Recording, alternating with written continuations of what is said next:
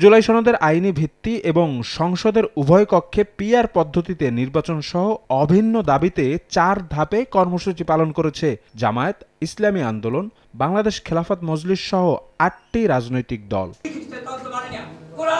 ঐকমত্য কমিশনের সুপারিশের প্রতিক্রিয়া জানাতে বুধবার জাতীয় প্রেসক্লাবে আনুষ্ঠানিক সংবাদ সম্মেলনে উপস্থিত হন আন্দোলনরত জোটের শীর্ষ নেতারা। এ সময় নেতারা দাবি করেন, গণভোট নিয়ে ঐকমত্য কমিশনের দ্বিমুখী সুপারিশে রাজনৈতিক ময়দানে সৃষ্টি হয়েছে ধোঁয়াশা। এই পরিস্থিতি উত্তরণে প্রধান উপদেষ্টার হস্তক্ষেপ কামনা করেন তারা।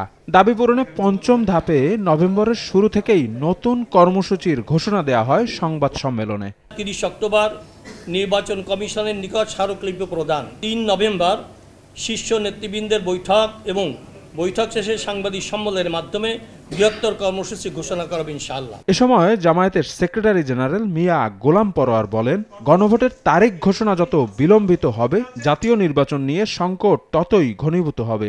নভেম্বরের মধ্যে তারিখ দিয়ে যদি ঘোষণাটা না করা হয়, যত দেরি করা হবে ততই কিন্তু মূল জাতীয় নির্বাচনের তারিখ নিয়ে নতুন সংকট দেখা দিতে পারে। এদিন সকালে মগবাজার জামায়াতের কেন্দ্রীয় কার্যালয়ে আসেন কমনওয়েলথের একটি প্রতিনিধি দল।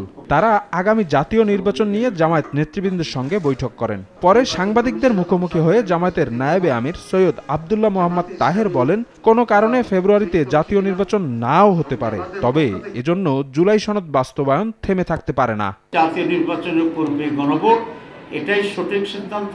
কোনো কারণে যদি জাতীয় নির্বাচন সঠিক সময় নাও হইতে পারে, আমরা আশা করি সঠিক সময় ইনশাল্লাহ হবে, তখনও তো জুলাই সনদ তো আমাদের পাস করতে হবে। জুলাই সনদ তো একটা সংস্কার হবে, সুতরাং দুটাকে একসাথে জুড়ে দেওয়াটা এটা আমরা কোনোভাবেই সঠিক মনে করি না।